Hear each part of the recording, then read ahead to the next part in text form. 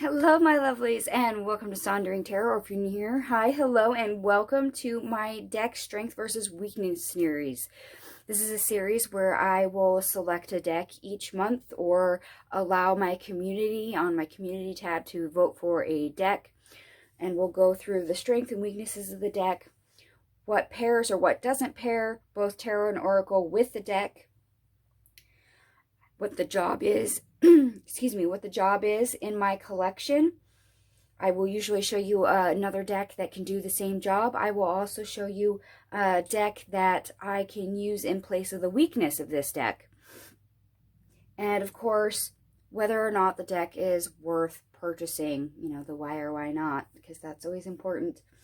Now, I started this last month. I did the Beautiful Beast Tarot, so if you would like that, just go ahead and flip through my channel. You'll be able to find it for last month. The Tarot of Oneness by Robin Voicey is what my community tab voted on for the month of July. And by now, I should have my poll up for the month of August. Feel free to vote on what deck you would like to see next month. So let's go ahead and zoom on in here a little bit closer. And we'll go through this deck that everyone has chosen for me to tackle this month. As I said, this is the Tarot of Oneness by Robin Voicey. This is a lovely magnetic box, quite sturdy, that we have here. All bright, all colorful. This is a indie deck. It was a Kickstarter deck. It's an 84 card deck, so there is additional, let me get the nice pull ribbon. There is additional cards, as you can see right on the front. So up to you whether or not you like additional cards. The deck already comes pre-edged in orange. There is no option to change it. Here are the backings.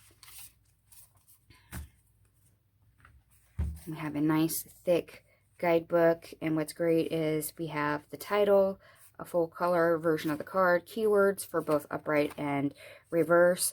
We also have detailed backdrop of it, so you get a couple paragraphs on it. And then as you can see down here, rain and window, which is literally what's in this card that we flip to. You get the symbolism and why that particular symbolism was included in the card, which is awesome for the guidebook.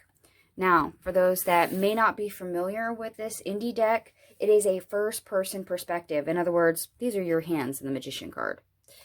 One of these is yours. Here's one of the additional cards, the Higher Self. The Hermit, this is you holding the lantern. So you are actually, here's another additional card. You are actually inside card. So this would be your hands giving the tattoo for the Eight of Pentacles. You driving down the highway. You planting in the garden. Some people are okay with that. Some people are not. And the suits are renamed. Cups are inspiration. Action is your knight, spirit is your queen, and embodiment is your king. Now, some of that is going to be a deal breaker for certain people because they don't like having cards renamed, just like some people don't like having additional cards. And there's another one of the additional cards. So yes, love it or hate it is up to you if you don't like the perspective. And if I remember right, I do have a full walkthrough of this deck on my channel if you haven't seen the whole deck as of yet. Now, as I said, this is an indie deck. And I'm going to show you both indie decks for what covers for weakness and what also does the same job for the strength.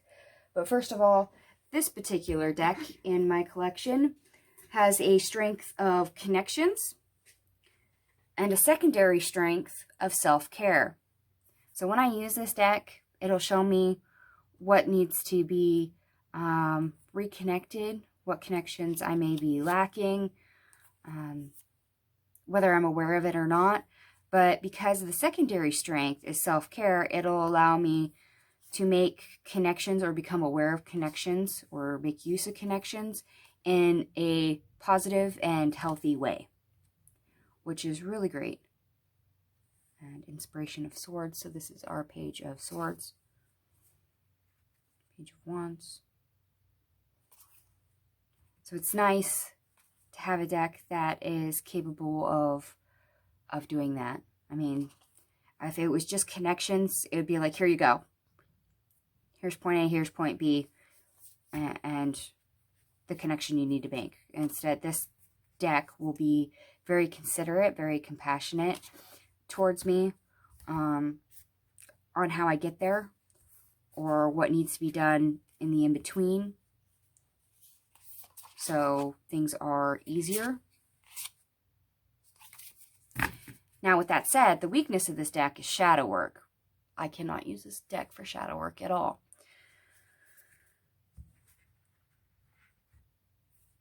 So, a deck that will do the same job as this one. Last month I did the Beautiful Beast Tarot. It had 2 strengths. One of them was connections. So here's a different deck that is not the Beautiful Beast Tarot, but is an indie deck. It's a Kickstarter deck. This is the Divine Tarot of the Unicorn. You may remember the pastel unicorn background. Some of you remember this deck as a previous Kickstarter.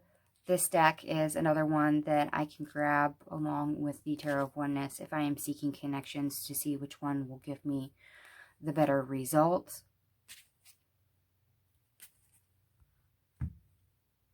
Show you a couple more cards before we move on.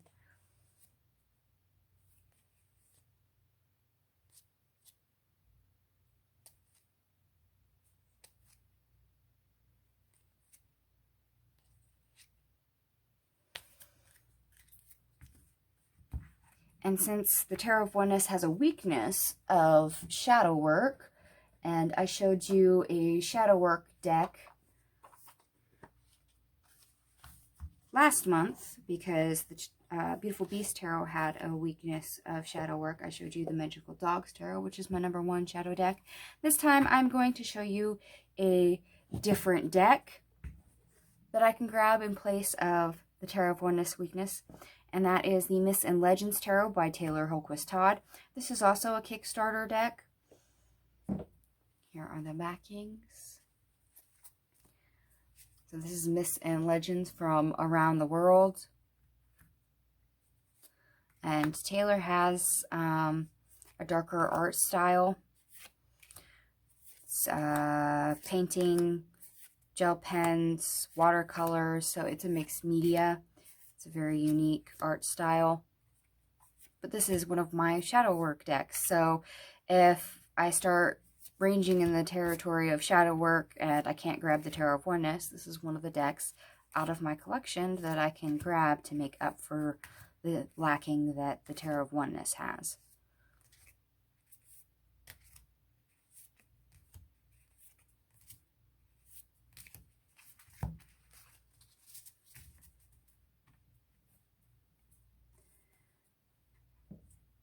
Okay, now whether or not the Tarot of Oneness is worth purchasing for you, we're going to break this down into pros and cons. I'm sorry, but this lovely magnetic box with the pull ribbon is what we like to see. It's a high quality box, and it's got a fairly soft finish. So this is not a cheap box by any means. This is a pro. This is definitely a pro. I gave you a peek into the guidebook earlier of how this was arranged, how it was laid out, and includes the additional cards as well. The guidebook, I would say, is definitely a pro. It's very useful, and I love the way that it's organized. The deck itself, I mean, this cardstock will bounce back. It's pretty flexible, but not so flexible that it doesn't hold up. And I've had this deck for a while. It's got the matte semi-gloss finish to it. So this is great cardstock. So I would count that as a win. And if you don't mind your decks coming pre-edged already, I would say that would be a pro if you're up to it. I would also say if you don't mind court cards being renamed, that would also be a pro, because then you've got something different than the traditional naming and RWS style structure.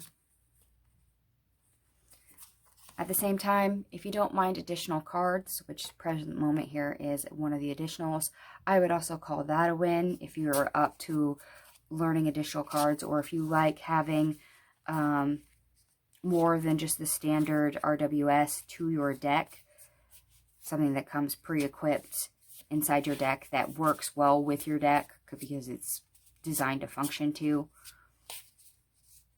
And now that I said that, I'm having trouble finding another additional card. And there's 6 of them in here.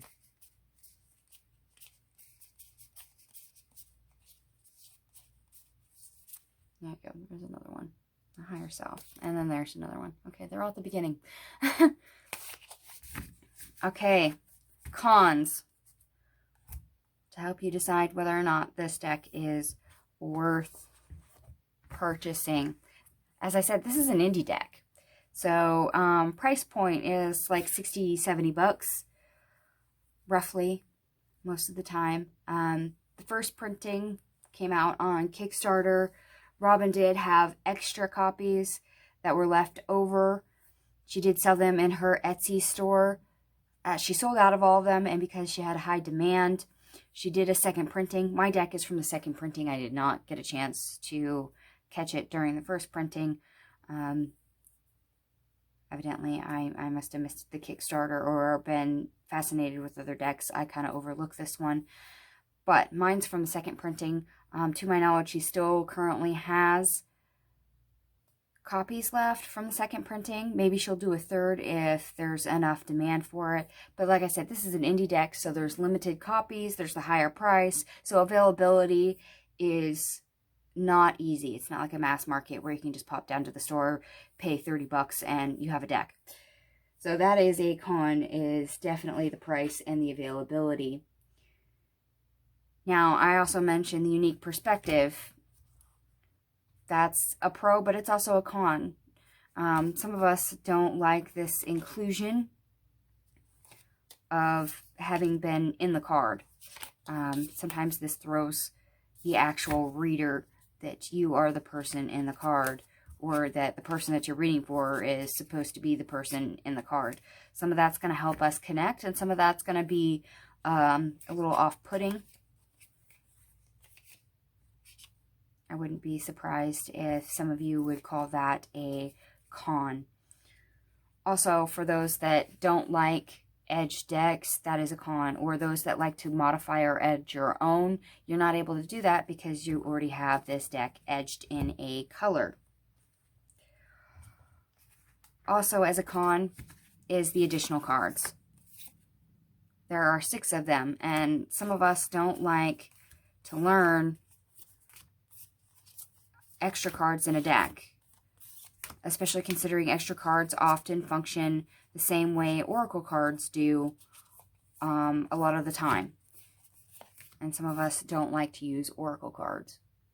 So take that as you will, whether or not you weigh this as a deck that is worth the value, worth the money for what you can get out of it.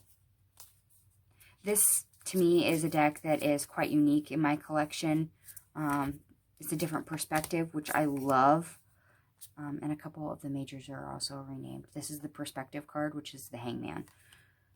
This is Judgment, relabeled Awakening. The Death card, Death and Rebirth. So there's renaming issues that could throw people. There's the perspective that could throw people. There's the additional cards that could throw people. But I like it for something different. I'm okay with more variety in my collection. So it's up to you whether or not you consider a deck like this something to indulge yourself in or try to connect with it, or if it's something that is just not your thing. And I will say this deck is a bright deck. Hopefully my camera is somewhat doing it justice for the color. Some of this is really bright, and I'm not the person who does a really bright aesthetic, but I can actually enjoy this deck with all its bright colors, and this is probably about as bright as I go on a deck.